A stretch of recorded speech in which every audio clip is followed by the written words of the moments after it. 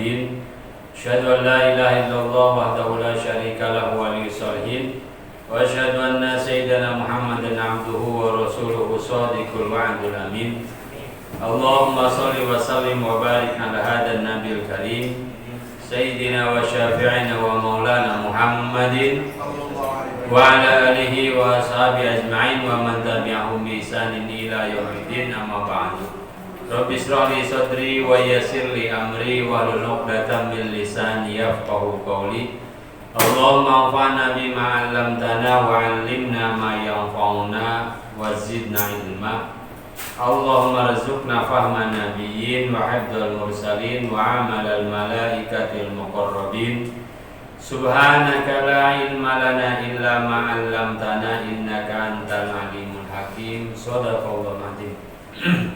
Muslimin muslimat, mukminin mukminat, para jamaah hadirin yang saya hormati dan dimuliakan Allah Subhanahu wa taala.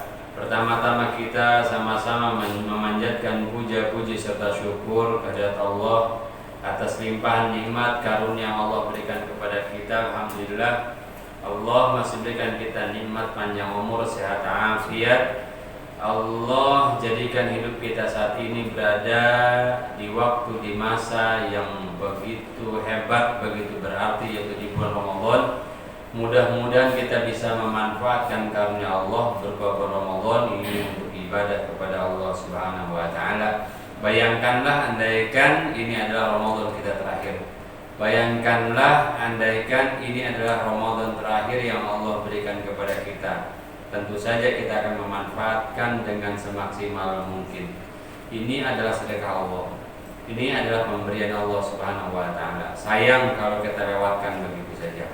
Isi dengan beragam ibadah yang bisa kita lakukan dan bisa kita kerjakan, baik secara berjamaah bersama-sama ataupun secara individu. Salat serta salam senantiasa tercurah limpahkan kepada baginda yang mulia Nabi Muhammad SAW, kepada keluarga, para sahabat, para pengikutnya semua. Mudah-mudahan kita termasuk umat Rasulullah yang istiqomah mengikuti jalan Nabi Muhammad SAW zahiran wa batinan, zahir dan batin kita.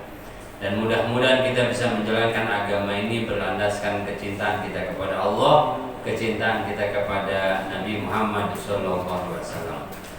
Malam hari ini kita akan melanjutkan lagi pembacaan dua kitab, yaitu kitab Ayyuhal Walad yang disusun oleh Hujjatul Islam Imam Al-Ghazali, seorang ulama besar, ahli bahasa, ahli fikih, ahli tafsir, ahli hadis, ahli tasawuf, pemikir besar.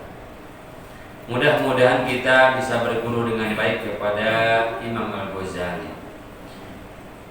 Qala Syaikhul Malik rahimahullahu taala nafa'ana Allahu bihi wa bi'ulumi fid dharain amin. Qala radhiyallahu an. Boleh dan bisa baik yang hadir di majlis atau tidak hadir di majlis pegang kitab Ayyuhal Walad atau kitab-kitab yang dibaca. InsyaAllah saya akan baca baris per baris, kata per kata. Mudah-mudahan menambah paham kita terhadap apa yang dimaksud, apa yang dipesankan, apa yang diajarkan, apa yang diwasiatkan oleh Imam Al-Ghazali. Berkata Imam Ghazali, Ayyuhal walad, wahai anak, wahai anakku, ma lam ta'lam, ma apa-apa, lam ta'mal, yang tidak engkau kerjakan, lam tajidil ajra. Wahai anakku, apa yang tidak kalian kerjakan, lam tajidil ajra, maka kalian tidak akan mendapatkan ganjarannya. Apa yang tidak kalian lakukan dari amal-amal soleh itu, jangan berharap ganjarannya, jangan berharap balasannya dari Allah Subhanahu wa taala. Amal baik yang kita kerjakan, maka kebaikan yang kita dapatkan. Amal buruk yang kita lakukan, maka keburukan juga yang akan kita peroleh. Hukia telah dihikayatkan anna rajulan, sesungguhnya seorang laki-laki min Bani Israel, dari kalangan Bani Israel, abada, telah menyembah Allah akan Allah Ta'ala yang maha tinggi Allah sab'ina sanatan 70 tahun. Kata Imam Ghazali, dulu Bani Israel ada seorang dari kalangan Bani Israel yang telah beribadah kepada Allah 70 tahun, hanya mengisi dengan ibadah terus-terusan saja. Fa'aroda, kemudian berkeinginan Allah oleh Allah Ta'ala yang maha tinggi Allah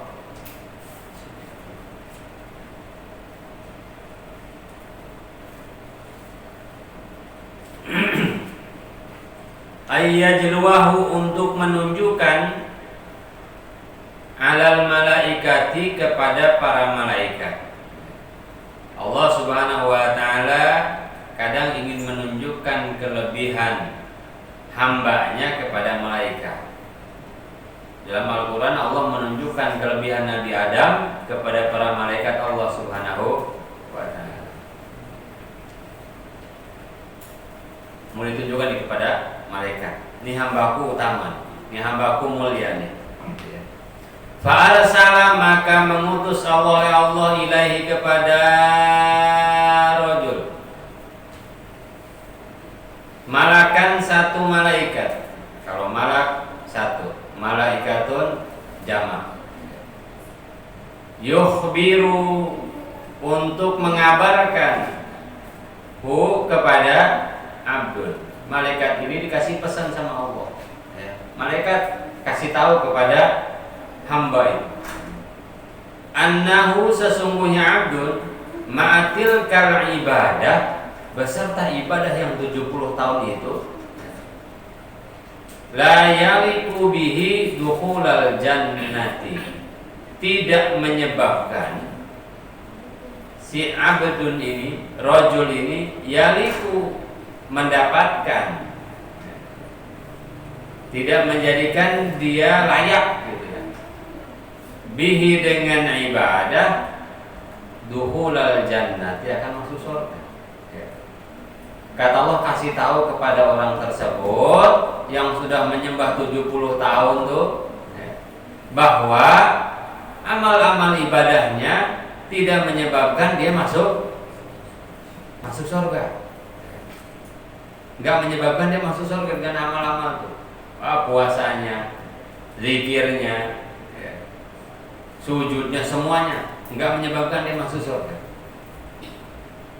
Falamma ballago, falamma tatkala ballago, disampaikan akan kabar, atau falamma, dan tatkala ballago, disampaikan kepada rajul, qala al-abid, berkata rajul itu, berkata abid itu, disampaikan sama orang, nih kata Allah, kamu dengan ibadah itu gak menyebabkan kau masuk surga, gak layak dengan ibadah itu masuk surga. Apa tanggapan si ahli ibadah? Kata dia, nahnu, bermula kami ini, khuliqna, itu diciptakan kami, lil ibadah, untuk ibadah. Kami ini diciptakan hanya untuk ibadah. Fayam bagilana, maka sepantasnya bagi kita, anak budak, untuk menyembah kepada Allah. Oh, saya nggak terlalu peduli, kata dia. Saya tidak terlalu peduli. Yang saya tahu, yang kami tahu, kita ini diciptakan oleh Allah untuk ibadah saja. Masalah masuk surga atau tidak, itu adalah hak prerogatifnya Allah Subhanahu wa Ta'ala. Cuman kita diciptakan di atas muka bumi ini hanya untuk ibadah saja. Apa kata Allah Al-Quran? Wa ma khalaqtul jinna wal insa illa liya'budun. Kami enggak ciptakan jin dan manusia kecuali untuk beribadah. Maka saya mah disuruh ibadah sama Allah, ibadah aja. Soal ibadah saya memasukkan ke surga atau tidak, itu haknya Allah. Saya enggak mau ikut campur. Saya enggak mau ikut campur. Ini luar biasa. Falamma roja, kaget malaikat. Falamma roja tatkala roja, kembali al malakum, oleh malaikat, Qala ilahi anta a'lamu bima qala.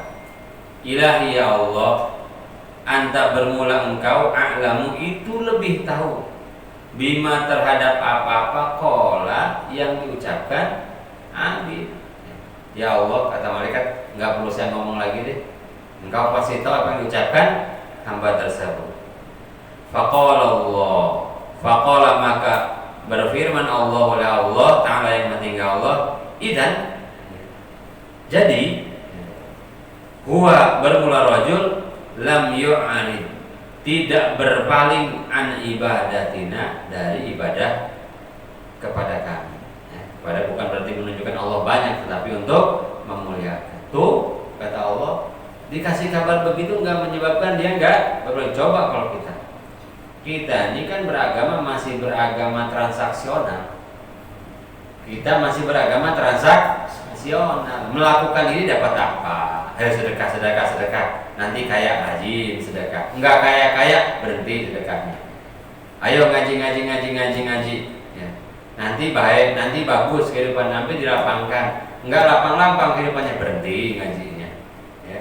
Kita boleh begitu juga karena Allah menjanjikan itu. Tapi ibadah kita masih ibadah transaksional. Ya.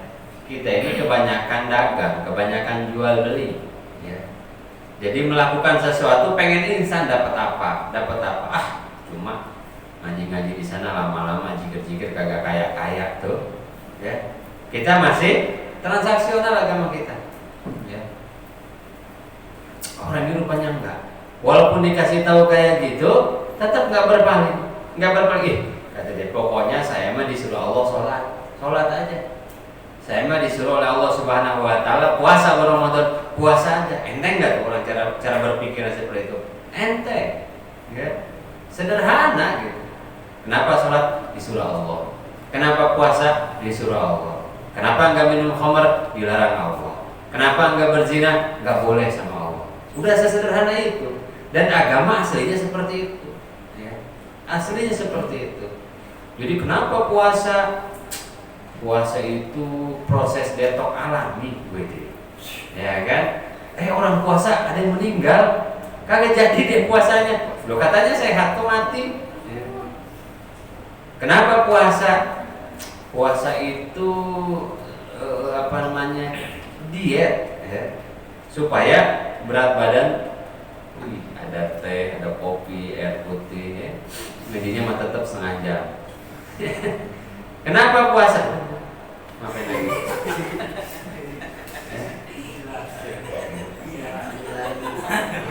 Udah biar semua kebagian, saya minum semuanya. Pakai diambil lagi. Transaksional. Masih transaksional ya. Saya kemana tadi itu ya? Puasa itu kenapa kita puasa? Udah sederhana aja, puasa disuruh Allah. Kenapa terawih? Disuruh Allah, dicontohin Nabi Muhammad, disuruh Allah, disuruh Rasulullah. Udah beres sih. Kenapa ngaji? Pengen tahu perintah Allah kayak gimana sih sebenarnya? Pengen tahu apa sih yang diinginkan oleh Allah sama Rasulnya di dalam Al-Quran, di dalam Sunnah. Habis sudah itu, ya sudah saya lakukan apa yang diinginkan Allah, apa yang diinginkan oleh Rasulullah. Udah nggak usah berargumen panjang-panjang. Berpuasalah. Jika Anda berpuasa maka badan sehat. Tubuh akan susut ya. Ketika berpuasa akan mengurangi berat badan ya. Iya, selama bulan Ramadan 2 hari puasa kelar tuh nambah lagi 10 kilo ya. Jadi kita kalau ditanya, misalnya anak kita nanya kenapa kita puasa, disuruh Allah. Kenapa sholat? Disuruh Allah. Kenapa sholat? Udah sholat mulu kok miskin aja. Loh, orang disuruh Allah kok. Disuruh Allah sholat, ya udah sholat. Sesederhana itu beragama. Nggak repot-repot banget. Kita kan repot nyari argumentasi. Kenapa kita harus sholat? Itu nanti. Ya. Di pertama kita melaksanakan syariat ini disuruh Allah, udah selesai. Penelitian kita terhadap hadis sunnah adalah apa iya ini datang dari Nabi Muhammad. Kalau sudah ini betul sahih datang dari Nabi Muhammad SAW, udah lakuin sih, beres. Enggak semua perkara dalam agama ini harus masuk logika kita. Melogikan agama ini payah. Nanti akan banyak hal, banyak perkara hingga masuk dalam logika, mulai nanti kita gampang dalam beragama. Bahkan apa kata Sayyidina Ali bin Abi Thalib? Andaikan agama ini semuanya berlandaskan kepada logika, pasti ketika membasuh sepatu itu yang dibasuh bagian bawah bukan bagian atas. Ya, kan yang dipakai jalan bagian bawah telapak sepatu. Kenapa yang dibasuh bagian atas? Ketika kita buang angin, TKP-nya kan bukan di situ. Yang dibasuh muka, yang dibasuh kaki. Kenapa begitu? Disuruh Allah begitu. Adapun nanti hikmah yang diketemukan ketika kita melakukan ibadah itu hikmah saja. Asalnya kita beribadah disuruh oleh Allah. Begitu.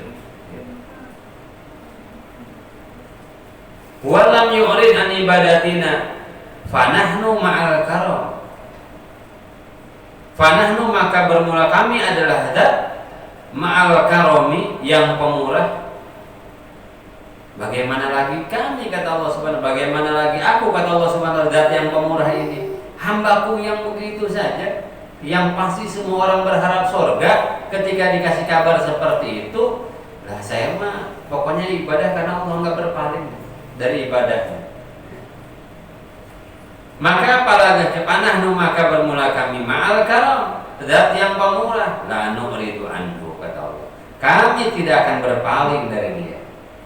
Ya, kami apalagi aku zat yang maha, enggak akan saya berpaling dari hambaku itu. Ya.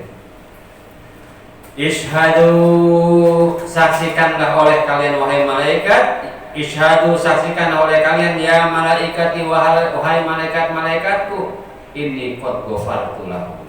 Sungguh aku ini qad ghafartu lahu, telah aku ampuni dia. Qad ghafartu sungguh telah aku ampuni lahu bagi dia. Yakin ibadah kita ini pasti mendapatkan balasan dari Allah Subhanahu wa ta'ala. Jadi soal ibadah ini kita harus yakin bahwa segala sesuatu itu datang perintahnya dari Allah, dan Allah yang ngurus hidup kita, pasti kita bersemangat ibadah.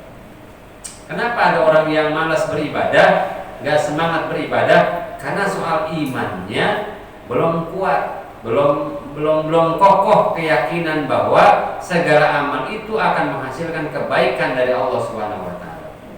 Nih, kenapa orang kalau pagi-pagi itu antri berangkat kerja ke kantornya masing-masing, walaupun hujan dordar, hujan besar, gelap, ya, macet seperti apa, tetap berangkat setiap pagi berangkat. Itu kan payah sekali. Berangkat pagi, ya Allah, udah di jalan tidur, yang kerja Jakarta udah tidur, bangun masih belum nyampe kantor, tidur lagi. Itu tiap hari. Kenapa tetap berangkat ke kantor? Kenapa tetap berangkat kerja? Kenapa tetap berangkat ke toko? Baru segala macam. Karena kita yakin di akhir bulan pasti dapat gaji, akhir tahun dapat bonus. Nggak tahu sekarang dapat THR apa enggak kan gitu. Berdoalah pada Allah Subhanahu wa ta'ala. Biarin lah cuti mah nggak dapat, tapi THR mah dapat. Santri paling tenang mah, nggak mikirin THR, nggak mikirin apa, udah paling tenang santri. Perut kenyang, tidur aja udah santri mah. Paling enak hidup jadi santri kan, nggak mikirin apa ya. Dan karena keyakinan bahwa akhir bulan kita akan dapat salary, akan dapat gaji, maka kita tetap berangkat.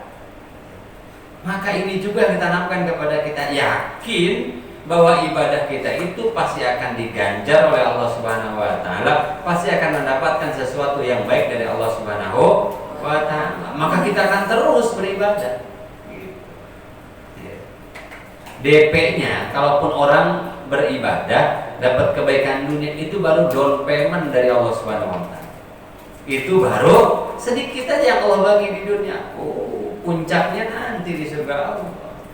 Justru kita takut kalau semuanya dikasih oleh Allah di dunia ini, nanti gak ada tersisa nanti buat di akhirat. Yakin, keyakinan itulah yang tanamkan ke dalam diri kita sehingga kita semangat beramal beramal soleh. Nggak akan Allah nyuruh sesuatu yang tidak ada faedahnya buat kita, nggak akan. Ya. Ini qad ghafartu, ini ceritanya. Jadi sesederhana itu orang berpikir. Udah disuruh Allah ke ibadah, sedekah disuruh Allah. Ya. Udah kita bantu orang lain, kita sudah bantu orang lain, feedback dari orang tersebut nggak enak ke kita. Sudah kita bantu, ya, dia malah berbuat buruk kepada kita. Terserah orang mau kayak gimana. Orang kita mah disuruhnya sama Allah berbuat kebaikan.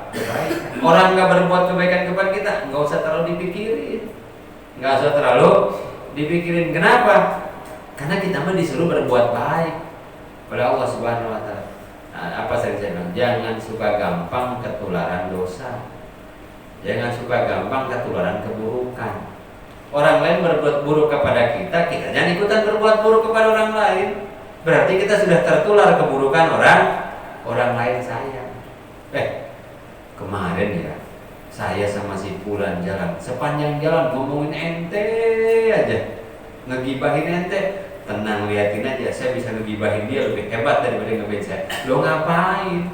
Nular berarti dong keburukannya. Sayang. Kita udah ngaji, kita udah sekolah tinggi-tinggi, cuman bisa tertular keburukan orang lain. Oh biarin aja, ahlan wa sahlan wa marhaban, biarin aja orang ngomongin kita nggak ngomongin orang. Kita nggak mau tertular keburukan orang lain, gitu ya. Qala Rasulullah wa qala, dan telah bersabda Rasulullah oleh Nabi Muhammad SAW, hasibu anfusakum qabla an tuhasabu. Kata Nabi, hasibu, hisablah diri kalian atau pikirkanlah diri kalian. Hisab diri kalian, mikir coba. Ya, disuruh mikir oleh Nabi. Hasibu anfusakum, coba hitung-hitung anfusakum diri kalian, qabla an tuhasabu, sebelum kalian dihisab. Hitung-hitung amalnya deh, ya. Sebelum amal itu dihitung nanti di hadapan Allah Subhanahu wa Ta'ala. Berapa lama kita hidup? Ya, berapa lama kita hidup? Dalam kitab Bidayatul Hidayah, Imam Ghazali nyuruh kita gitu. Berapa umur kita? 70 tahun. Berapa yang diperhitungkan? Sejak balik. Berarti yang diperhitungkan 10 tahun dapat free. Ya, sebelum balik kita dapat free. Nggak dihitung keburukan, nggak dihitung kebaikan. Berarti free, nggak usah dihitung, nggak dihisab. Belum balik, katakanlah 10 tahun. Berarti tersisa 60 tahun yang akan dihisab. 60 tahun dipakai apa aja? Sehari semalam kita tidur berapa jam? Ya, kita tidur 6 jam, 8 jam. Katakanlah 6 jam. Nah, 24 jam dikurangi 6 jam, berapanya itu? Sepertiga. Ya, seperempatnya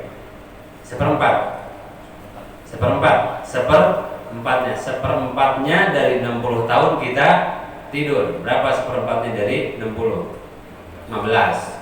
Ya, 15 tahun. Berarti kalau kita hidup 60 tahun, 15 tahun kita cuma tidur aja tuh. Tidur aja. Itu yang 6 jam. Kalau yang 10 jam, waduh, ternyata 20 tahun hidup cuma dipakai tidur doang. Wajar, terus pengen hidup kayak orang lain. 6 jam 6, seperempat hidup kita tidur. Kurang 60 dikurang 60 tahun dikurang 15, berarti 45 tahun yang diperhitungkan oleh Allah Subhanahu wa Ta'ala. Berapa jam kita sholat? Ya. Subuh, ya. Setengah jam. Nyampe?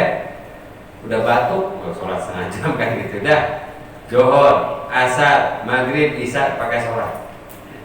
Berapa jam kita untuk nyari dunia segala macam? Sibuk hisab. Hari ini udah ngapain aja? Ya.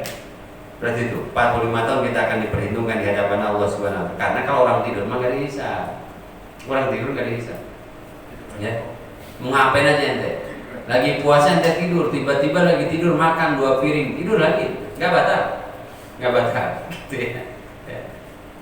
Tuh. Hasibu anfusakum, hisab diri kita, hari ini kita udah ngapain? Hari ini Quran udah berapa lembar kita baca? Ngaji udah berapa lama kita ngaji? Sholat, jangan-jangan sisa dari yang kita gunakan tadi itu banyak maksiat daripada beramal soleh, masya Allah. Ya. Dihisab tuh 45 tahun, 45 tahun pertanggungjawaban. Ngapain aja, kemana aja? Ya Allah, baru kenal sholat 40 tahun, separuh hidup kita. Maka kita berharap Rahman Rahimnya Allah Subhanahu wa Ta'ala. Udah ngadu deh sama Allah kayak kemarin cerita. Ya Allah, udah pasrah ini mah. Yang saya tahu cuma ibadah saja. Wazinu a'malakum, dan timbanglah a'malakum, amal-amal kalian, qabla an tuzanu, sebelum ditimbang amal itu. Famma man taqulat mawazinu fahuwa fi isyatir radiyah, wa amma man khaffat mawazinu fa ummuhu hawiyah. Yang berat timbangan amal kebaikannya selamat. Yang ringan timbangan amal kebaikannya lebih berat timbangan amal buruknya, ya udah di neraka hawiyah. Ya. Nah, disuruh ditimbang supaya apa? Kita jalani hati-hati, jalan hidup di atas muka bumi ini kita hati-hati. Ya. Itulah takwa yang didefinisikan oleh ulama. Apa? Wasna kamashin fawqa di syauqu yahdaru ma yara. Orang takwa itu berjalan di atas muka bumi seperti orang yang berjalan di atas tanah yang banyak durinya, yang banyak ranjaunya. Hati-hati, mau makan ini halal apa enggak? Ya, ada kopi, ini kopi halal apa enggak? Redo apa enggak yang bawanya? Nah, cobain dulu kopinya, bismillah. Ini kopi aneh dong nih. Boleh yang lain bawa kopi boleh.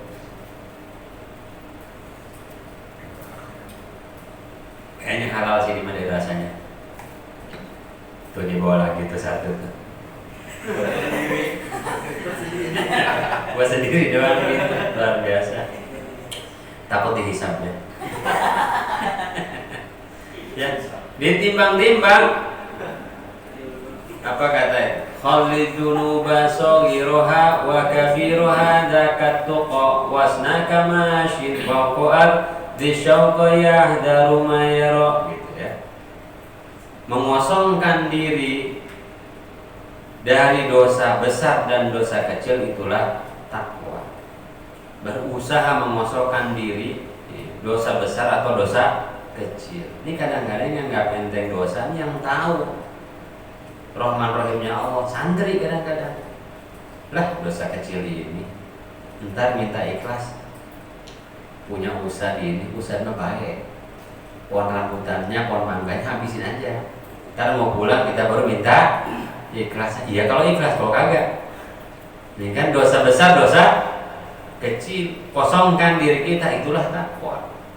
Dan berjalanlah engkau di atas muka bumi seperti engkau jalan di atas tanah yang banyak disyauka, yang punya banyak duri, yang punya banyak ranjau. Hati-hati kita, jangan-jangan nginjak duri, jangan-jangan nginjak ranjau. Itulah hakikat takwa. Ditimbang-timbang makanan, kira-kira makan halal apa enggak. Kalau enggak berat. Gimana badan mau enak dibawa ibadah kalau isi perutnya dari barang yang haram? Wa qala Aliyun, dan telah berkata Sayyidina Ali bin Abi Thalib radhiyallahu, semoga ridha Allah anhu terhadap Sayyidina Ali bin Abi Thalib. Man dhanna, barang siapa yang mengira, annahu sesungguhnya man, bidunil juhdi, tanpa susah, yasiru dia bisa sampai. Ya. Kata Sayyidina bin Abi Thalib, barang siapa yang mengira tanpa kerja keras dia akan mendapatkan sesuatu, ya, fahuwa mutamannin, sungguh dia orang yang berangan-angan. Siapa orang yang mengira bahwa sampai ke surga itu, untuk mendapatkan ridho Allah itu nggak butuh kesungguhan, maka sungguh dia telah berangan-angan. Siapa orang yang mengira bahwa mendapatkan ilmu itu tidak perlu kesungguhan, maka sungguh dia telah berangan-angan. Apa kata syair? Laulal ilmu yudraku bil muna lama kana fil bariyati jahil. Andaikan ilmu itu bisa didapatkan dengan berangan-angan saja, mutamandi berangan-angan saja, maka nggak akan ada orang bodoh di atas muka bumi. Andaikan ke surga itu hanya cukup dengan berangan-angan, maka nggak ada orang masuk ke neraka, cuma ke surga. Tanya preman pasar sekalipun, ya nggak kenal sholat, orang puasa Ramadan dia siang ngopi, tanya mas mau ke surga apa neraka? Kira-kira jawabannya apa? Surga tetap. Ya puasa mah kagak, sholat mah kagak. Ditanya mau masuk mana? Surga tetap. Tapi kata Sayyidina Ali bin Abi Thalib, siapa orang yang mengira bahwa dia bisa sampai kepada sesuatu tanpa mujahadah, tanpa kesungguhan, sungguh dia telah berangan-angan. Wa man dhanna annahu bi badril juhdi yasilu fa huwa mustaghnin. Dan barang siapa yang mengira bahwa bi badril juhdi, dengan mengerahkan kesungguhan, yasilu dia bisa sampai, fa huwa mustaghnin, bahwa dia adalah orang yang merasa cukup. Ini orang yang benar gitu. Ya, bahwa semua butuh kesungguhan. Kata Allah dalam Al-Qur'an apa? La yastawi ashabun nari wa ashabul jannati humul faizun. Enggak sama penduduk ahli surga dan penduduk ahli neraka. Penduduk ahli surga humul faizun, mereka pemenang. Mereka orang-orang yang menang mengalahkan hawa nafsu. Mereka mampu mengalahkan bisikan-bisikan syaitan. Mereka orang-orang yang menang mengalahkan ajak-ajakan manusia dari ajakan manusia yang buruk. Selamat tuh, menang. Wa qala Al-Hasan rahimahullahu taala, dan berkata Al-Hasan, tahu Al-Hasannya Al-Hasan Basri atau Al-Hasan putra Sayyidina Ali bin Abi Thalib, enggak ada keterangannya, cuman Al-Hasan. Dan berkata Al-Hasan rahimah, semoga merahmati, huwa akan Al-Hasan Allah taala yang mati enggak Allah. Talabul jannati bila amalin dzambun. Mencari surga bila amalin, tanpa amal, dzambun, itu dosa. Pengen masuk surga tanpa beramal, itu adalah kedosaan itu sendiri.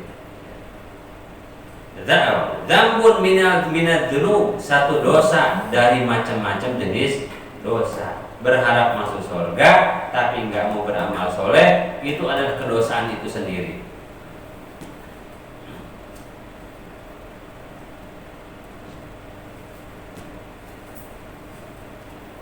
Wa qala, dan berkata alamatul haqiqah tarku mulahadatil amal la tarkul amal. Wa qala, dan berkata, mungkin Al-Hasan berkata, ya, alamatul haqiqah, alamat hakikat. Jadi kita suka hakikatnya. Tanda sudah sampai ke makom hakikat itu. Kadang-kadang udah, kenapa enggak sholat? Sudah sampai makom hakikat, ente mah masih syariat, ya kan gitu. Apalagi masih makom tarekat, saya mau udah hakikat, luar biasa, ya. Alamatul hakikat, tanda hakikat sebenarnya adalah tarku mulahadatin, meninggalkan menghitung, tarku mulahadatil amal, meninggalkan mengulas-ulas. Asalnya mulahadah itu mengulas. Atau ini, tanda hakikat itu adalah meninggalkan menghitung-hitung amal, hitung-hitungan sama Allah. Tanda sudah sampai makom hakikat. La tarkul amal, bukan meninggalkan amal. Ya. Kalau sudah makom, kadang-kadang orang begini, kenapa udah enggak sholat lagi? Oh, kan hakikatnya sholat adalah hakimi sholat al-dzikri. Dirikanlah sholat untuk mengingat aku. Saya sudah sampai makom hakikat, sudah mengingat Allah, saya nggak perlu sholat lagi. Saya nggak perlu puasa lagi. Malas puasa, malas sholat, malas baca Quran, malas yang lainnya. Udah makom hakikat. Oh, bukan begitu. Makom hakikat itu sudah tidak menghitung-hitung lagi amal. Yang dilihat adalah Allah. La tarkul amal, bukan meninggalkan amal itu sendiri. Karena kita lihat para wali-wali besar, para orang-orang soleh itu ibadahnya luar biasa, tapi mereka udah nggak menghitung lagi amal. Imam Ali Zainal Abidin semalam sholat 1000 rakaat. Menghitung enggak, cuman karena rasa syukur kepada Allah Subhanahu wa Ta'ala. Selesai 2 rakaat, alhamdulillah masih bisa sholat. Saya mau bersyukur kepada Allah, sholat lagi ah. Selesai salat, alhamdulillah nikmat banget masih bisa sholat dikasih oleh Allah Subhanahu wa Ta'ala. Sebagai rasa syukur, sholat lagi ah, terus sampai 1000 rakaat. Kita tadi sholat tarawih baru 20 rakaat, udah pindah-pindah tempat, muter aja udah kayak toa, kan gitu. Belum tuh, masih menghitung Allahu Akbar, al khalifatu tsaniyah tuh, Sayyidina Umar bin Al-Khattab. Berapa tuh berarti? 8, ya. Ya udah, ada al khalifatu tsalitsatu, Sayyidina Utsman bin Affan. 12, benar? 12 ya? 12. Al-Khalifatur Rabi'atu. Nah, ini nih. Udah mulai Sayyidina Ali bin Abi Thalib bentar lagi udahan nih. Ngitung ayo, gitu enggak? Ngitung, berarti masih jauh dari makom hakikat, masih ngitung-ngitung kok. Gitu. Makmum, yang suka ngitung untuk makmum. Imam ngitung lebih dulu, imam. Ya. Itu kalau sudah makom hakikat nggak ngitung-ngitung, tapi ingat makom hakikat bukan meninggalkan amal. Ulama besar ibadahnya luar biasa. Kemarin Syekh Abdul Qadir Jailani menghatamkan Quran dari selesai Isya sampai dengan subuh.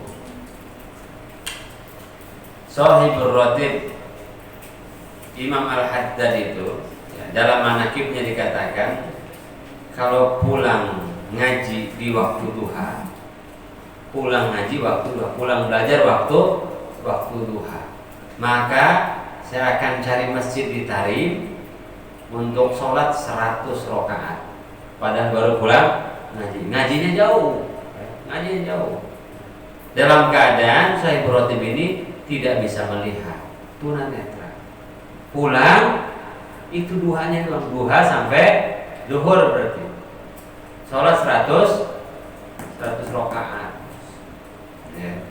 Kalau kita habis ngaji bebas, kan itu udah langsung. Nah, habis ngaji masih sholat 100 rakaat. Saking mujahadahnya ini Imam Al-Haddad dalam ibadah sampai nenek beliau bilang kasihanilah badanmu. Orang yang khawatir akan ibadah yang dilakukan oleh Imam Al-Haddad.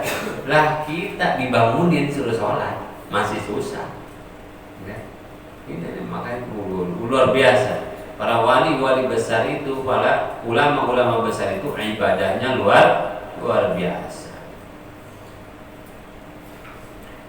Sedekahnya Maula Inad Syekh Abu Bakar bin Salim di Ainad, ya, gak jauh dari tadi.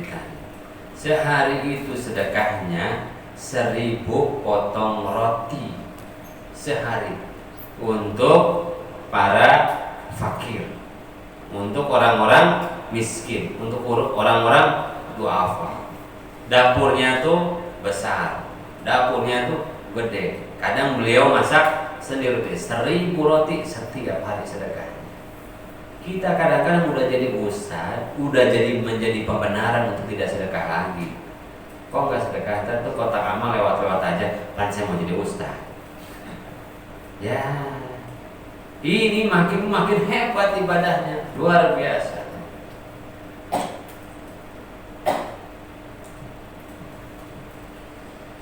Ya Allah. Imam Ghazali uzlahnya 6 tahun. 6 tahun nggak mau ketemu orang untuk menemukan nur ilmu sebenarnya. Setelah beliau belajar ilmu filsafat yang lain 6 tahun beliau uzlah untuk menemukan nur cahaya sebenarnya, ilmu yang sebenarnya. Karena kata beliau, seluruh panca indera ini menipu semua. Seluruh panca mata, telinga ini menipu. Kenapa menipunya beliau? Ini lihat tongkat. Begitu beliau perhatikan tongkat itu masuk air, tongkatnya lurus, kayunya kan lurus. Mata ini, betapa mata ini menipu gitu. Ketika tongkat ini dimasukkan ke air, airnya bergelombang, tongkatnya jadi nggak lurus lagi, jadi bengkok. Waduh, mata ini menipu, telinga ini menipu. Akhirnya beliau ujlah selama 6 tahun mencari cahaya ma'rifat pada Allah Subhanahu wa taala, dan mendapatkan ilmu yang sebenarnya. Itulah ilmu yang menjadi nur, itu ilmu yang jadi cahaya. Jadi amalnya orang-orang besar itu luar biasa.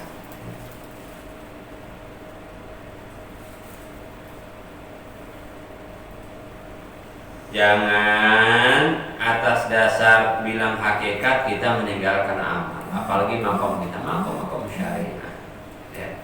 Dari syariat ke hakikat, nanti orang belajar Thariqah itu jalan untuk menuju hakikat pada Allah Subhanahu wa taala. Biar kita udah gak ngitung-ngitung amalnya, udah nikmat aja sholatnya, puasanya udah nikmat saja.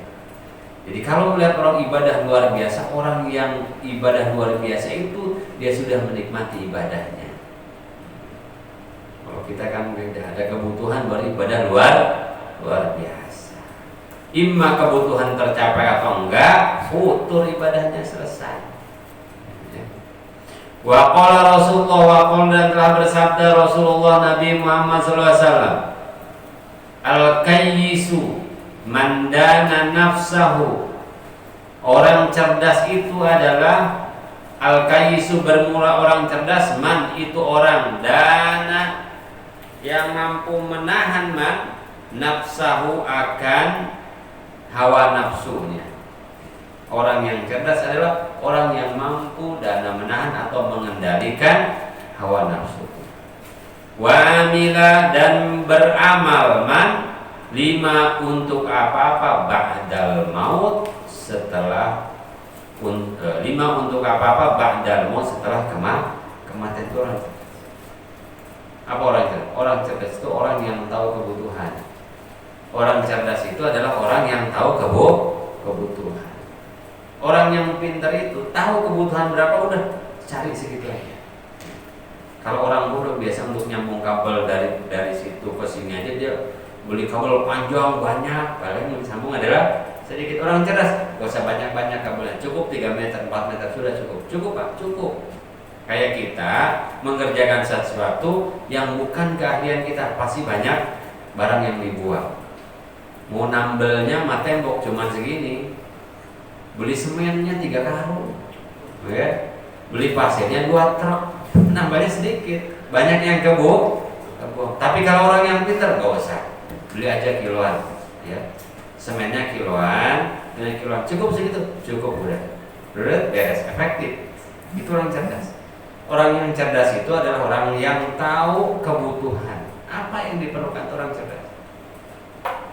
Dan orang yang cerdas sebenarnya kata Nabi adalah orang yang tahu kebutuhan dia. Ngapain cari dunia banyak-banyak? Hidup kita cuma 10-20 tahun aja. Udah, ngapain banyak-banyak? Secukupnya aja. Yang penting apa?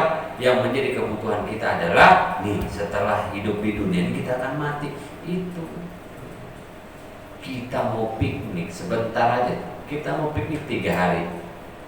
Istri kita ngotot, Pak, kita mau piknik 3 hari. Kemana? Ke Subang. Kan gitu. Apa dibawa sama kita? Ya, duit dibawa, bekal dibawa, semua dibawa. Ya. Tapi kita pikir udah cukup segini, udah, gak usah banyak-banyak, cukup 3 hari. Itu namanya cerdas. Pak, kita mau piknik kemana? Ke Subang. Udah, lemari bawa, kulkas bawa, TV bawa. Lo ngapain? Kan cuma 3 hari. Ini orang cerdas, ya. Maka orang cerdas tahu kebutuhan dunia. Aduh, hidup di dunia 10-20 udah cukuplah begini. Anak-anak punya Tuhannya, punya Robnya. Nanti dia akan hidup juga. Selebihnya apa?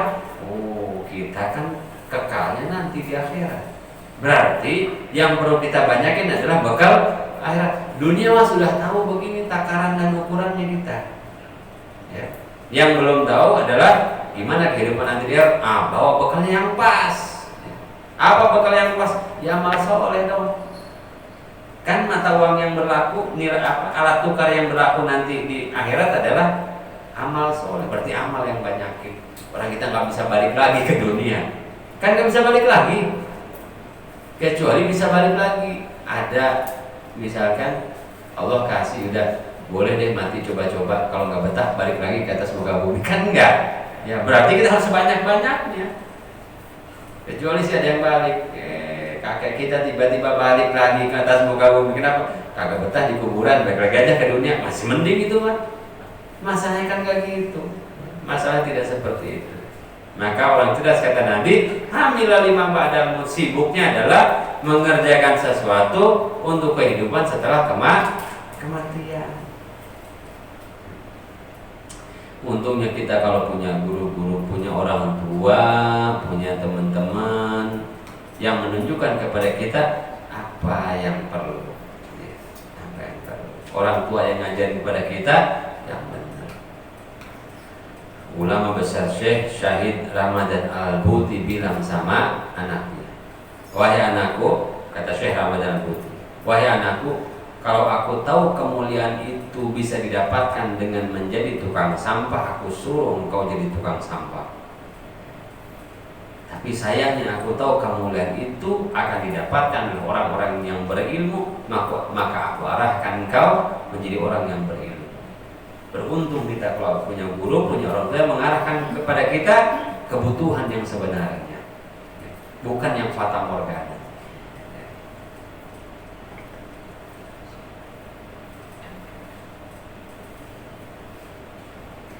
Wal ahmaku, dan orang yang dungu, kata Nabi, manit taba'a hawahu, man yaitu orang ittaba'a yang mengikuti man hawahu akan hawa nafsu, wa tamanna dan berangan-angan ala Allah atas kepada Allah Ta'ala yang Maha Tinggi, al-amaniyah dengan angan-angan. Sebenarnya angan-angan artinya apa? Orang dungu itu berharap kebahagiaan, berharap ampunan Allah, tapi ngikutin hawa nafsu terus. Padahal Allah sudah kasih tahu, inna nafsala ammaratun bisu. Hawa nafsu itu akan membawa kalian kepada keburukan. Berharap kebaikan dari Allah, tapi maksiat kepada Allah terus. Itu orang dungu, kata Nabi. Maka mudah-mudahan kita termasuk orang yang cerdas, mampu mengendalikan hawa nafsu kita. Dengan belajarnya kita tahu mana yang baik, mana yang buruk. Dengan ngaji kita tahu, oh ini baik, ini buruk, ini harus dilakukan, ini harus ditinggalkan. Ini bisikan hawa nafsu, ini adalah bukan bisikan hawa nafsu, ini bisikan kebenaran. Ini bisikan setan, ini bukan bisikan setan. Ini perintah Allah, ini perintah setan. Dengan begitu, apapun yang kita hadapi, insya Allah kita bisa selamat. Dajjal sekalipun, ya, dajjal sekali. Kalau pengen ukur pakai logika bahaya. Dajjal itu kalau masuk satu kampung itu makmur semuanya, baik semuanya.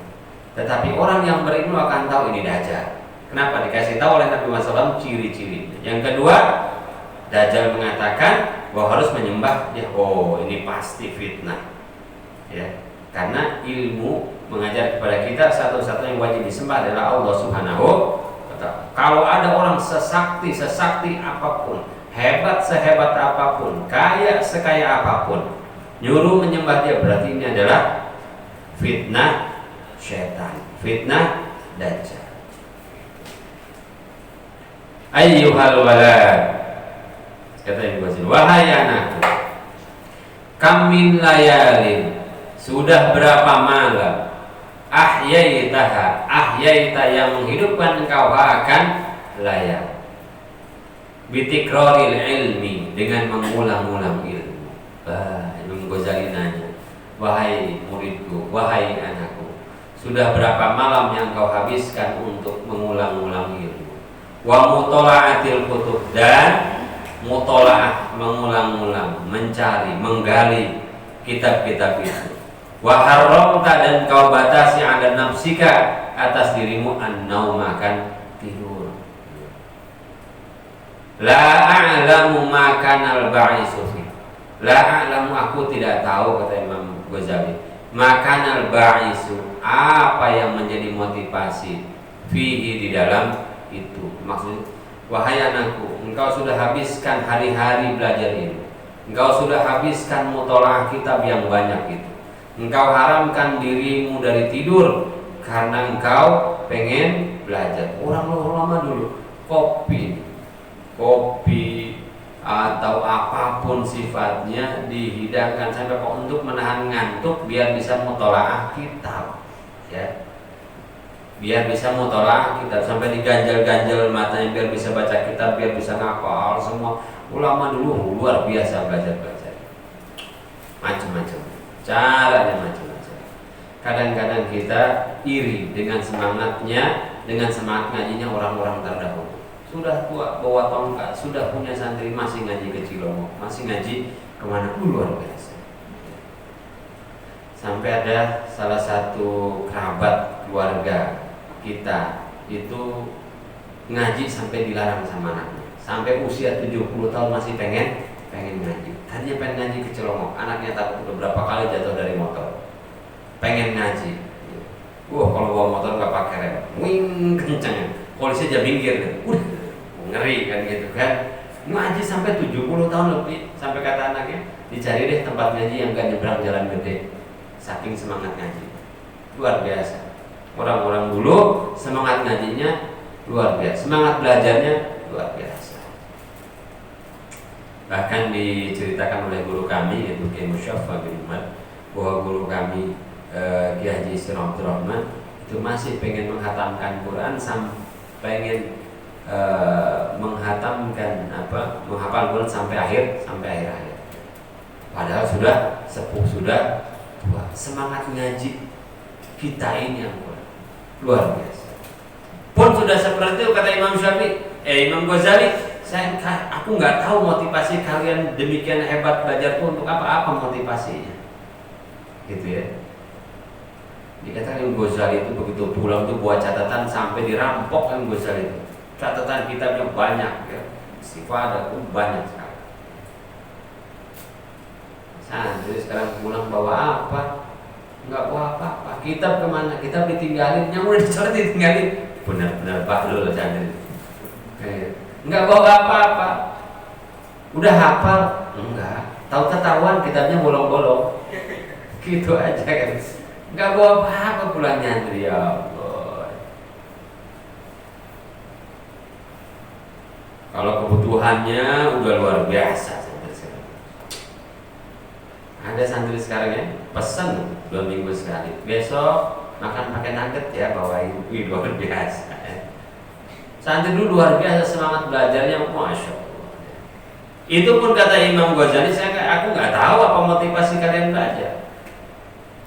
Ingkana naila aradid dunya, apabila apabila al-ba'is itu pembangkit motivasi.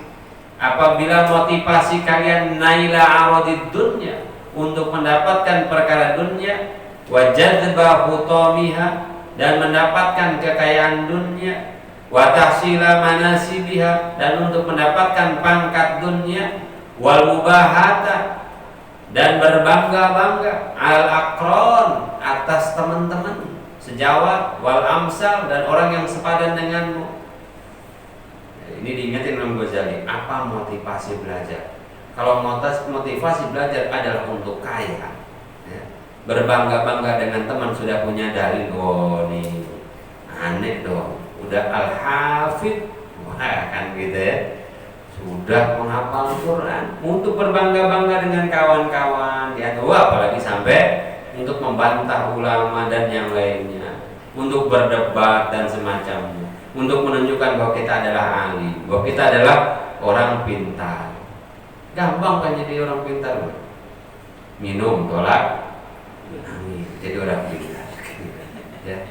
Cuma berbangga-bangga kayak gitu aja. Aradid dunya, kata Imam Ghazali, fawailun laka summa wailun laka. Kata Imam Syafi'i, maka celakalah bagimu, tsumma wailun laka, kemudian celaka bagimu. Kecelakaan tuh kalau nyari dunia tujuannya untuk itu. Lihat aja nih, sekarang memang saya bukan saya berangkat dari kampung, ada urusan. Nanti saya pulang saya akan debat itu Ustaz. Masya Allah, ya.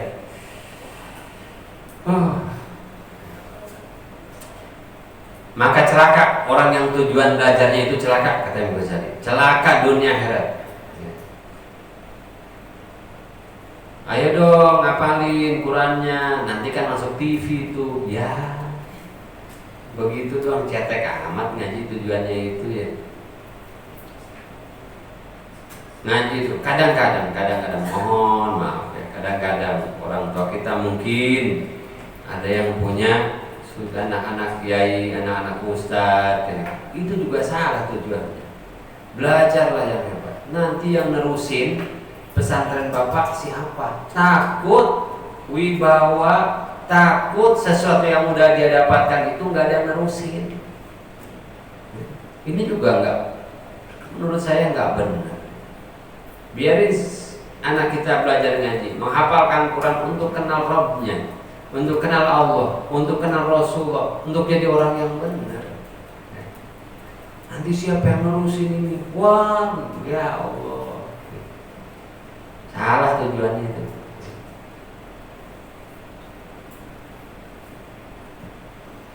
Jangan kita overacting. Nanti kalau kamu nggak jadi, siapa yang meneruskan dakwah Rasulullah? Rasulullah akan pilih orang-orang yang melanjutkan dakwah Nabi Muhammad SAW. Belajarlah kalian para santri untuk kenal Rabb kalian, untuk kenal Rasulullah, untuk jadi benar, untuk jadi baik, untuk jadi hamba Allah yang soleh. Hilangkan, habiskan dalam diri kita ketika belajar ngaji ini tujuan-tujuan dunia. Nggak akan mulia. Apa kata Ghazali sampai di dalam Ghazali, fawailun laka summa wailun laka, celakalah untukmu dan celakalah untukmu. Wa in kana qasduka, dan apabila tujuanmu fihi di dalam thalabul ilmi ihya syariatin nabi, menghidupkan syariat Nabi ini yang benar, menghidupkan syariat Nabi Muhammad sallallahu alaihi wasallam. Wa tahdziba akhlaqika, dan untuk memperbaiki akhlakmu, biar syariat Rasulullah ada di pasar, biar syariat Rasulullah ada di komplek, biar syariat Rasulullah ada di kampung, biar syariat Rasulullah ada di rumah-rumah kita, biar syariat Rasulullah SAW ada di gedung-gedung yang menjulang tinggi, ya, ada di semua. Itu tujuan kita belajar. Bukan takut berkat bapak nanti siapa nerusin, ya.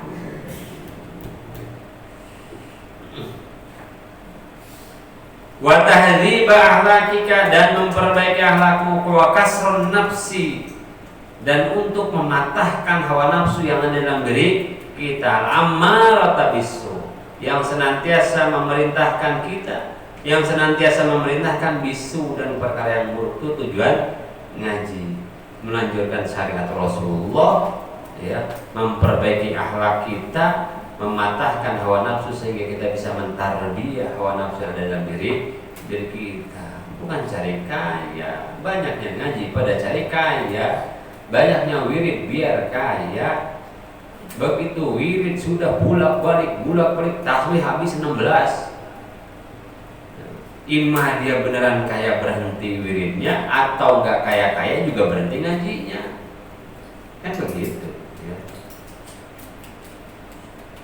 Itu melulu yang jadi tujuan. Nah, kalau tujuannya benar itu fatu balaka, maka mulialah engkau. Nah, tsumatu balaka, baiklah engkau, ya, akan mulia.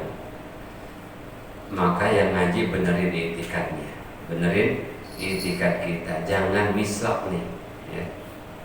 Walaqad, dan sungguh sedekah telah benar man qala, orang yang berkata syi'ron dalam syair, saharul uyuni li ghairi wajhika dha'iun, saharul uyun, begadangnya mata, li ghairi wajhika, bukan untuk mencari ridhamu ya Allah, dha'iun, itu sia-sia.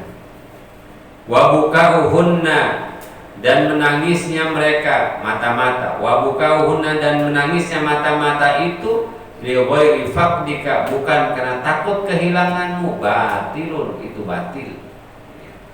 Nangis bukan ingat Allah, nangis ingat yang lain, ya.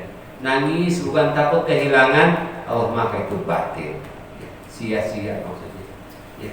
Jangan sampai kita capek-capek ibadah, capek-capek ngaji, menghabiskan waktu, menghabiskan masa untuk sesuatu yang tercela, untuk sesuatu yang sia-sia. Na'udzubillah, tsumma na'udzubillah. Lakukanlah semua itu untuk menemukan Allah. Man faqada Allah faqada kulla syai', wa man wajada Allah wajada kulla syai'. Barang siapa kehilangan Allah, dia kehilangan segalanya. Barang siapa menemukan mendapatkan Allah, dia akan mendapatkan segala kebahagiaan kemuliaan itu. Wallahu a'lam.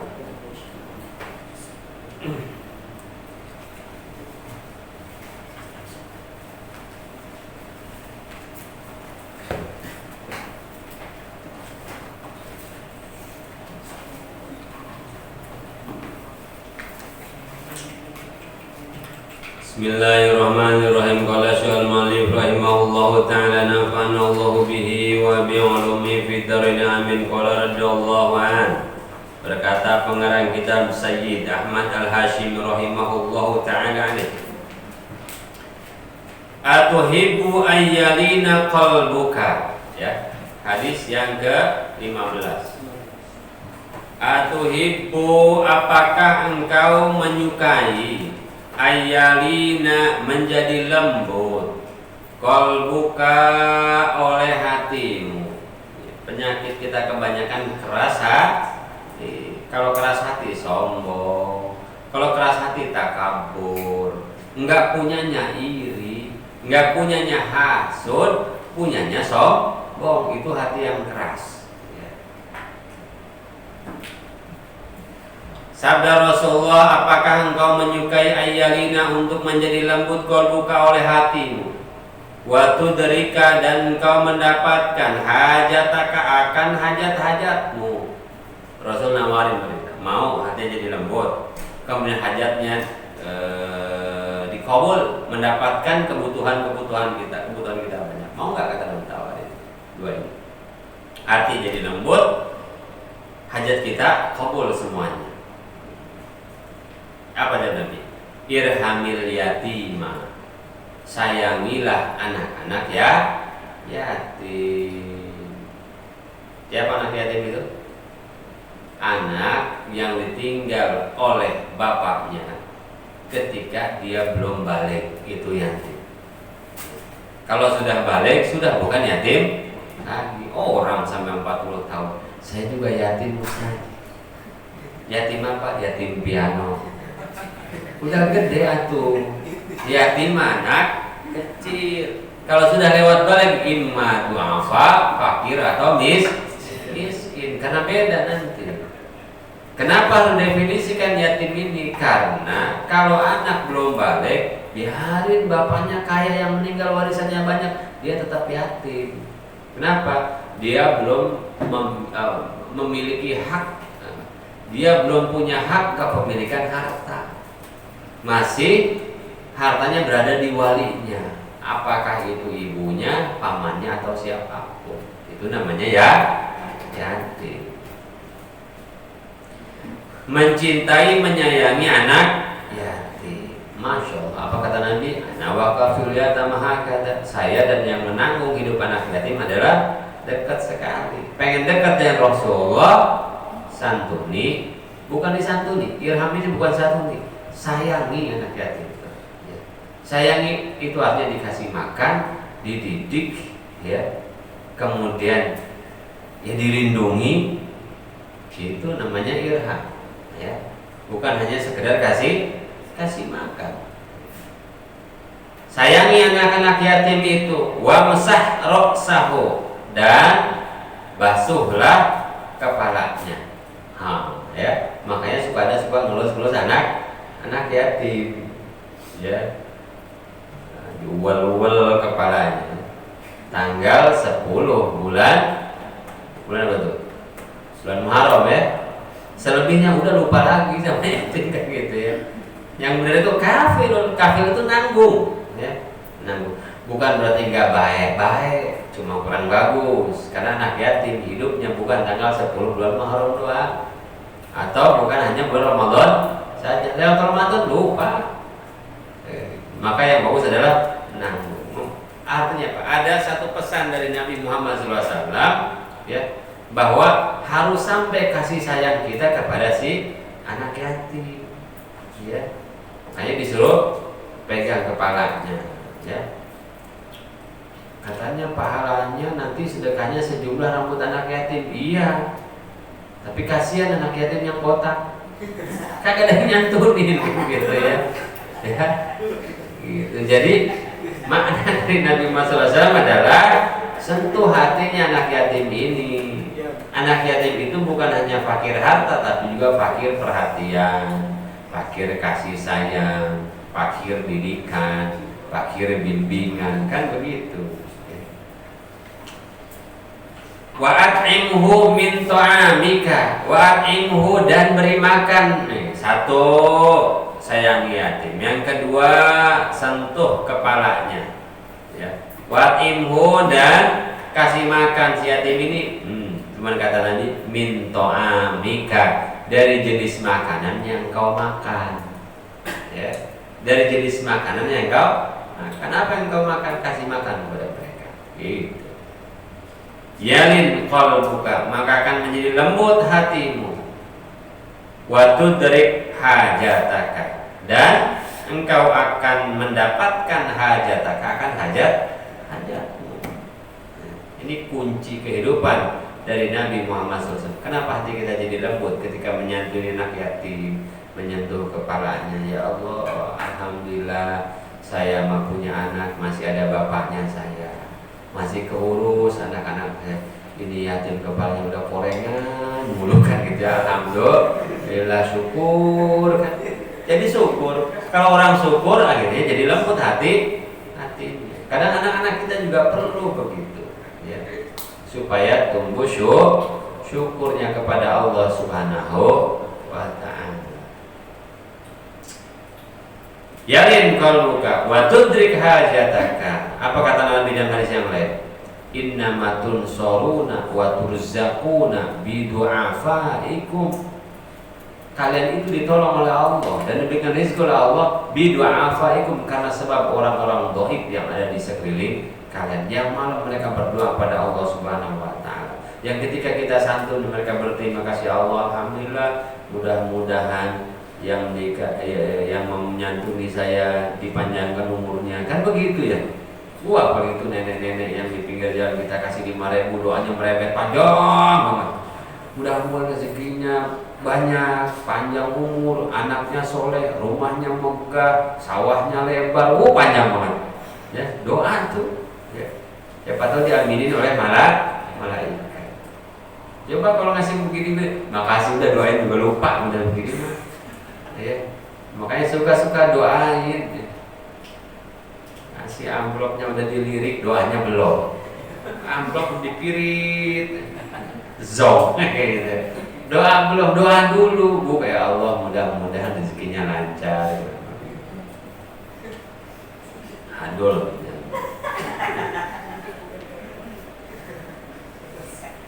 Rawahu Tabrani, hadis sahih diriwayatkan oleh Imam At-Tabrani an Abi Darda, dari Abu Darda.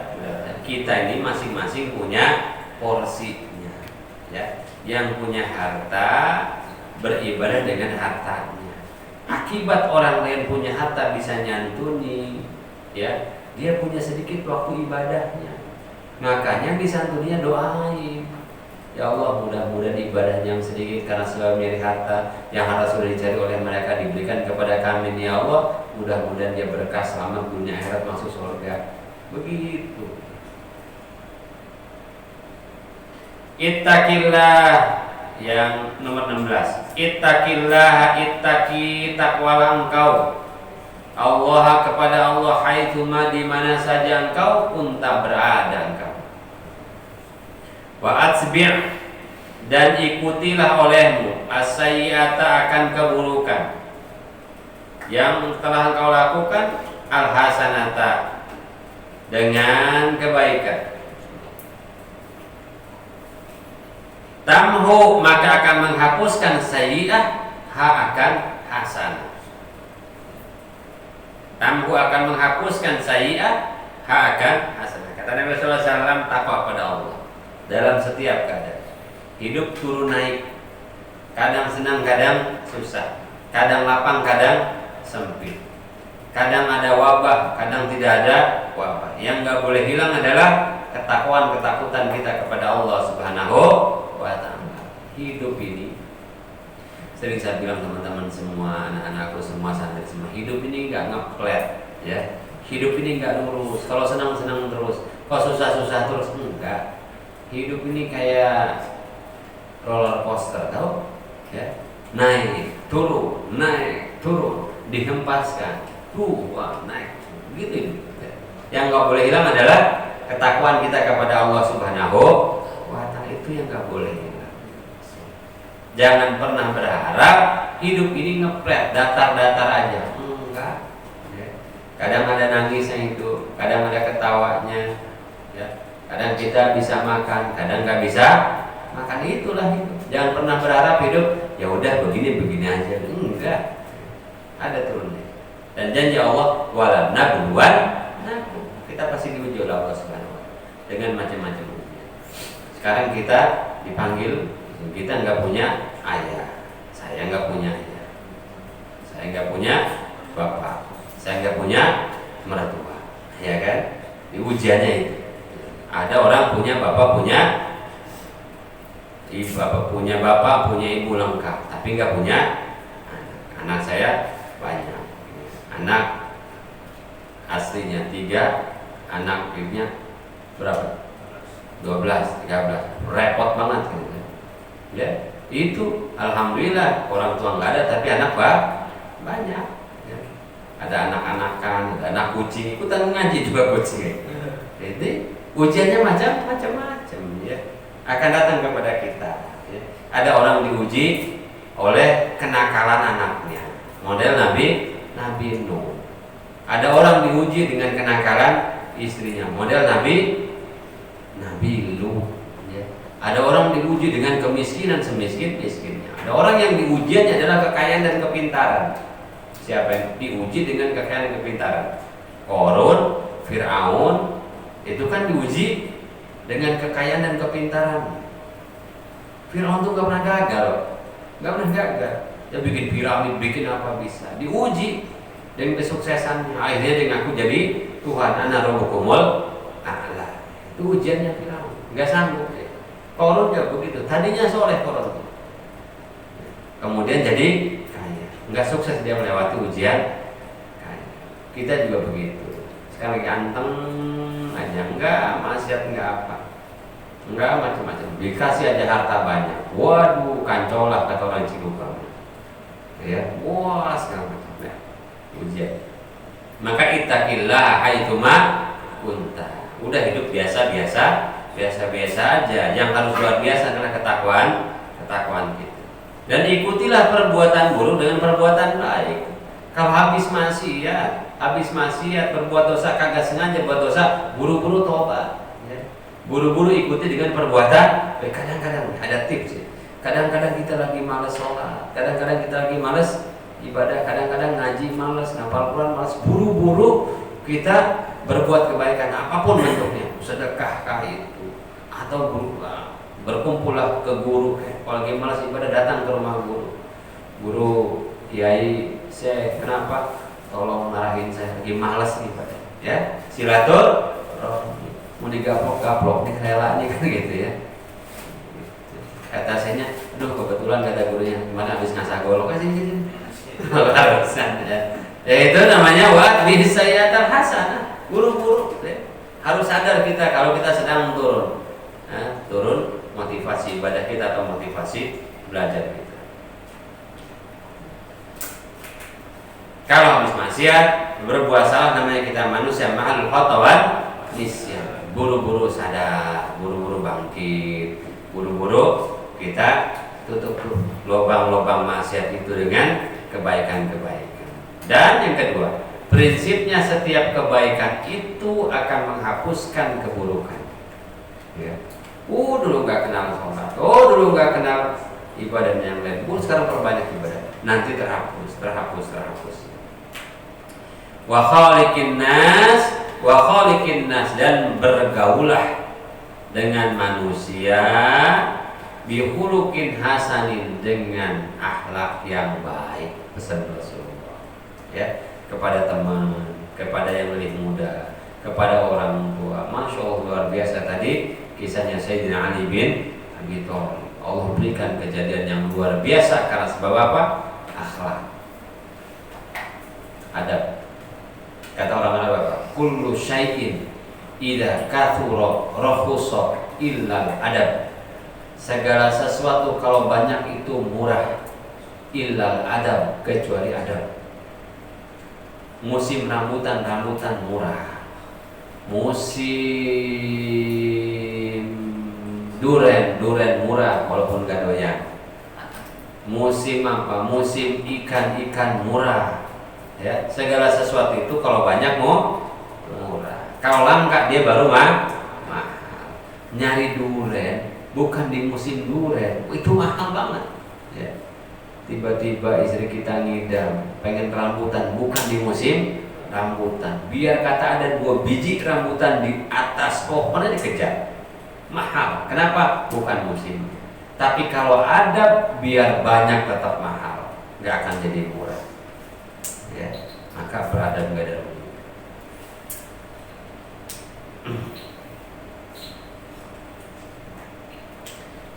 Rawahu Tabrani, hadis ini diriwayatkan oleh Imam Tabrani. Maka hadis ini selalu saya ulang hadis ini. Saya senang banget hadis ini.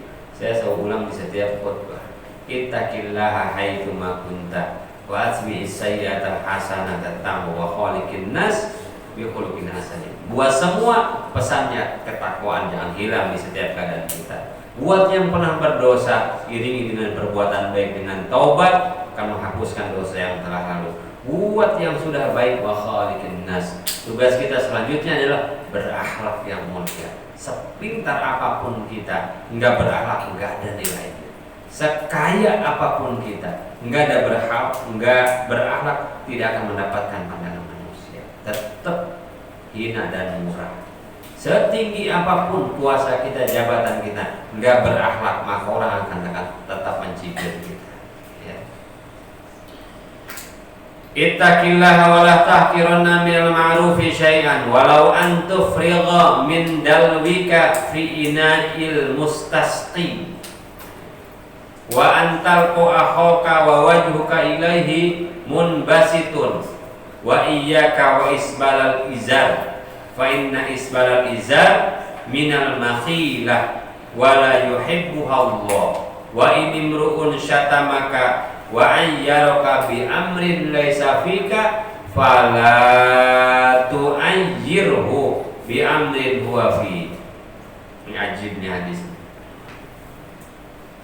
luar biasa nih hadis. Ittaqillah, bertakwalah kepada Allah Subhanahu wa taala. Wala tahqiranna, dan jangan sekali-kali engkau menghina ya. Minal ma'rufi, dari kebaikan-kebaikan, syai'an, akan sesuatu. Artinya jangan pernah menganggap enteng, remeh perbuatan baik sekecil apapun, baik yang bisa kita lakukan ataupun kebaikan yang kita dapatkan dari orang lain ya. Potensi-potensi kebaikan yang bisa kita lakukan, maka lakukan ya. Ini mah kecil, cuman nyingkirin duri di jalan doang, cuman buang sampah di majlis doang, cuman ngerapihin sejadah doang.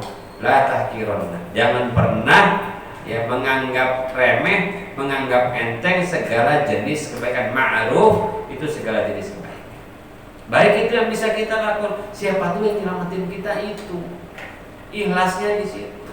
Tiba-tiba hari Jumat ada duit nyelip, udah kecuci 1.000 perak di kantong kita. Bukan dulu pas gini, pas mengambil tasbih, ya Allah ada duit 1.000. Udah bentuknya udah bersih kan, cuma mau disedekah, malu, masa udah sedekah. Siapa tahu itu yang ikhlas. Yang 100.000, siapa tahu ada riaknya. Kalau sedekah 100.000 mah dikipas-kipas dulu, mau masukin kotak kan gitu ya. Itu kalau 1.000 mau dikipas-kipas malu Pak. Udah. Siapa tahu itu yang ikhlas? Siapa tahu itu yang ikhlas ya? Yang 100.000 mah pakai dehem segala, gitu ya. Dah, siapa itu yang ikhlas? Siapa tahu yang ikhlas itu yang bawain kopi nggak sengaja. Itu juga dipelototin dulu, itu yang ikhlas. Bisa itu yang ikhlas, siapa tahu. La tahqiruna minal ma'ruf syai'an. Satu. Yang kedua, jangan menganggap remeh juga kebaikan yang orang lakukan kepada kita atau ketika kita melihat kebaikan orang lain. Ya.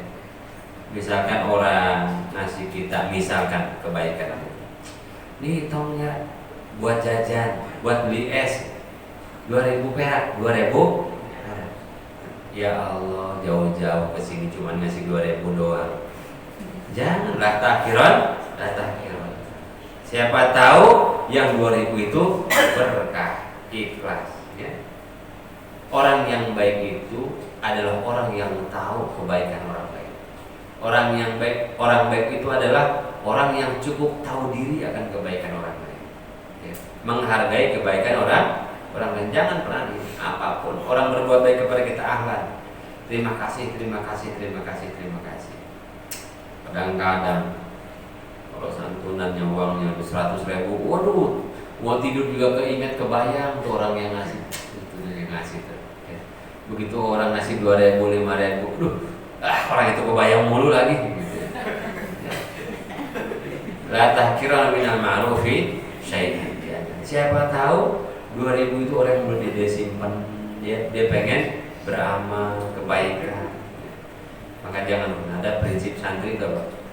Ada prinsip dari zaman saya nyantri, jangan pernah menolak orang yang ngajak makan, walaupun makannya apa. Karena prinsip ini kadang-kadang saya sehari 5 kali makan. Subuh ngaji disuruh makan. Jam 9 ada acara suruh ngaji makan lagi. Johor makan lagi. Maka jangan aneh kalau lihat ustadznya bengkak, makan mulu. Kenapa? Di antara la tahqiruna ma'ruf, la tahqiruna minal ma'rufi syai'an. Kita makan aja Pak. Dan jangan pernah begini ya. Di antara anak Rasul sangat menghargai orang yang mau ngasih kebaikan kepada Nabi Muhammad SAW. Rasulullah dikasih kain langsung dipakai oleh Nabi Muhammad SAW. Kain itu dari nenek-nenek, dari orang. Nah, kita juga begitu. Saya pernah kejadian ada begitu disuruh makan sama ibu-ibu masak, makan habis pengajian, Masya Allah ibu ini enak banget makanan yang saya makan gitu ya. Satu jenis makanan enak Pak. Itu tiap minggu makan itu terus. Beranak juga sih tapi tapi alan makan aja itu semangat ya. Ini jangan kita begini. Gak enak ini makan di situ, orangnya bisa ada di situ ya. Ini enggak akhlak Nabi, ini enggak akhlak Rasulullah. Apalagi buang-buang makan. Walau antufrigo min dalwika, walaupun amal itu antufrigo engkau menuangkan min dalwika, dalbun itu dalbun. Ember. Min dalwika dari embermu fi ina'il mustasqi, di bejana orang yang minta air. Walaupun kita lagi jalan ember, orang minta air, kasihin. Tetangga kurang air, ya. Kurang air. Kebetulan ente lagi buang-buang air, jangan dikasih tuh mah. Buang-buang air soalnya ya. Tetangga lagi kurang air, pumpnya mati, sumurnya mati. Ini ngaji udah malam begini mulai ya. Mulai apa aja jadi ya. Tetangga lagi kurang air nih, sumurnya mati. Kita kebetulan lagi banyak air, kasih air. Walaupun hanya untuk wudu, untuk yang lainnya. Ini cuek loh. Tetangga bongkar segala macam, kita kan biar dia tahu rasa kurang air. Jangan dong ya. Bu, kurang air ya Bu. Betulan saya lagi buang-buang air ya. Nih ada air nih, bawain 1 ember, 2 ember. Itulah akhlaknya Nabi SAW. Dan jangan beranggap enteng. Masa sih gara-gara air dong bisa masuk surga? Itu yang ikhlas itu bisa masuk surga. Ya. Kan ada seorang pelacur yang masuk surga diampuni dosa Allah Subhanahu wa taala, nasi anjing yang kehausan tuh. Kan gitu. Wa anta akhaka dan kau menemui akhaka akan saudaramu, wa wajhuka dan wajahmu ilahi kepada akhaka munbasitun berseri-seri, ya, cerah wajahnya. Ini akhlaknya Nabi Muhammad SAW yang harus turun kepada umatnya, wajah cerah, ya. Apalagi santri mikirin apa sih santri? Ya, ngurung aja kan gitu ya. Udah ya, anaknya Rasulullah wajahnya ceria. Kalau wajah ceria jodoh enteng gitu. Maham aja kan gitu ya. Ceria wajahnya, mikirin apa kita? Yang ngasih makan ada Allah kan gitu. Berbuat dosa ada yang ngampunin Allah. Ini juga sedekah. Saudara kita jadi dapat inspirasi. Masya Allah, alhamdulillah masih ada saudara-saudara yang membahagiakan, senang. Munbasitun itu berseri-seri wajah.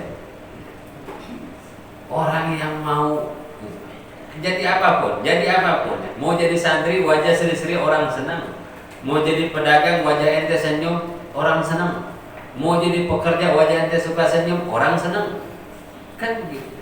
Ini ada jualan wajah melenyum aja, orang mau beli juga nggak jadi. Suami wajahnya berseri-seri, istri senang. Istri wajahnya berseri-seri, suami bahagia. Niatkan itu sedekah, bikin orang bahagia. Wa iyyaka wa isbalal izar, wa iyyaka dan hindarilah olehmu atau enggak boleh untukmu isbalal izar, yaitu memanjangkan kain atau isbal, ya. Yang sunnah tidak isbal. Isbal itu tidak sunnah. Yang sunnah adalah tidak isbal. Apa itu? Menggunakan pakaian kain di luar kebutuhan. Sampai ngangsar gitu ya. Itu namanya isbal. Yang dilarang juga justru malah isbal. Yang disunahkan tidak isbal. Fa'inna isbal al-izar itu sarung. Karena sesungguhnya memanjangkan sarung minal makhilah itu tanda kesombongan. Wala yuhibbuha dan tidak mencintai Allah oleh Allah. Ingat nih, ya, ilatnya apa? Sombong. Ada tradisi dulu orang memanjangkan kain itu tanda kesombongan. Jadi yang tidak boleh memanjangkan kain sombong. Sayyidina Abu Bakar bilang sama Rasul, Sayyidina Abu Bakar itu kurus, kainnya selalu menjulur ke bawah. Ya Rasulullah, bagaimana dengan saya? Engkau mah bukan karena sombong.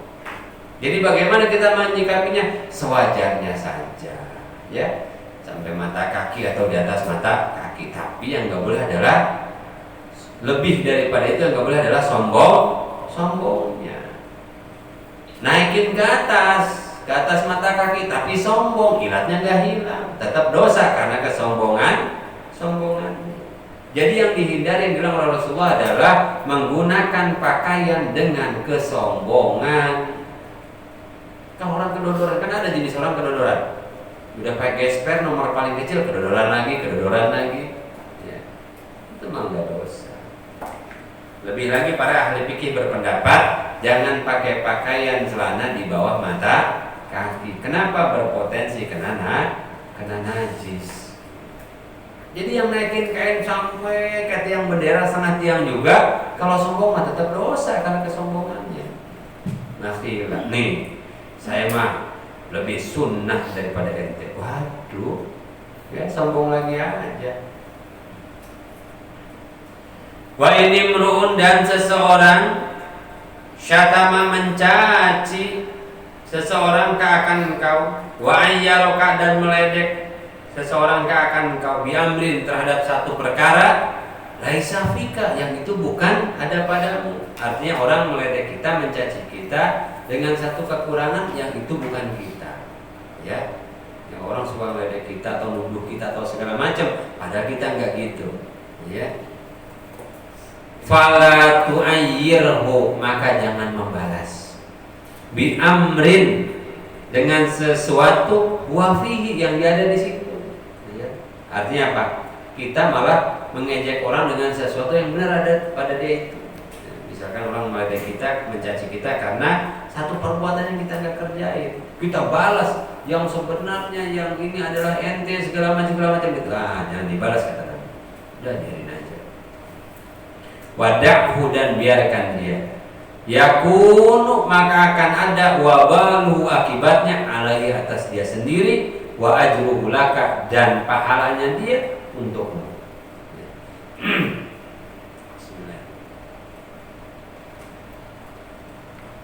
Kalau ada orang zalim, orang berbuat zalim kepada kita, enggak usah dibalas, kata Nabi. Nanti pahala dia akan diberikan kepada kita, dan kebaikan kita tetap pada kita. Kalau kita balas, nanti ada tukeran. Kebaikan kita untuk dia, kebaikan dia untuk kita, rugi. Udah, biarin aja. Mau dikata apa, biarin aja. Misalkan nyantir nama-nama nggak bisa apa-apa, padahal mah gitu. Padahal mah nggak kita bisa kan gitu. Udah, biarin aja, nggak ada perlunya kita menunjukkan siapa kita kepada orang yang membenci kita, nggak ada perlunya. Karena dia nggak akan percaya. Yang bodoh tuh ente, ayo kita ngadu hafalan, ente hafal berapa? Waduh, panjang ceritanya, nggak usah. Bukan umat Rasul. Wala tasubanna ahadan, kata Nabi, jangan pernah kalian mencaci ahadan, seseorang pun, satu orang pun. Ini larangan dari Nabi Muhammad SAW atas dasar apapun. Kalaupun harus menunjukkan kebenaran, tunjukkan saja kebenaran tanpa perlu mencaci, tanpa perlu mencibir. Ini nggak tahu belajarnya dari siapa. Gampang mencaci, gampang merendahkan. Ya, Rasul nggak pernah ngajarin itu. Ini akhlaknya Nabi Muhammad SAW. Rahu At-Tayalisi an Jabir bin Salim. Wallahu a'lam. Selesai. Rabbana wa'ana bima lam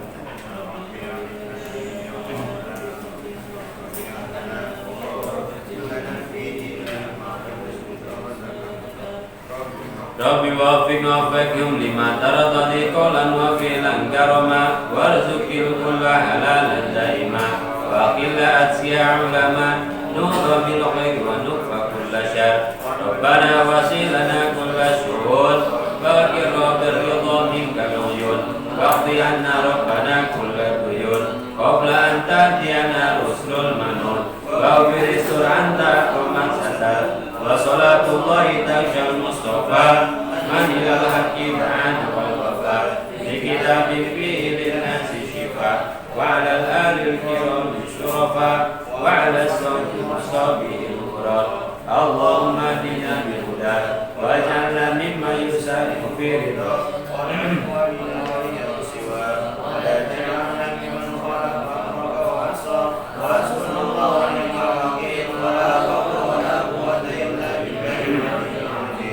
Sallallahu ala sayyidina Muhammadin wa ala alihi wa sahbihi wa sallam. Ya Rabbana tarafna bi annana tarafna wa annana asrafna ala asrafna fatub alaina tauba tasilu kulla hauba wastur lana aurati wa aminir rawati wa firli walidina Rabbi wa mauludina wa ahli wa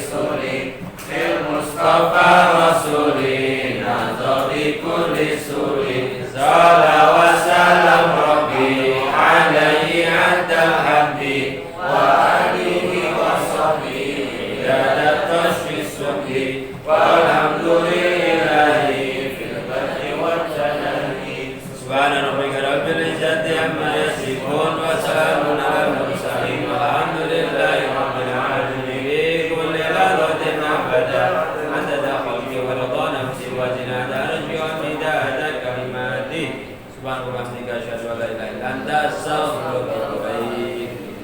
Alhamdulillah. Assalamualaikum warahmatullahi wabarakatuh.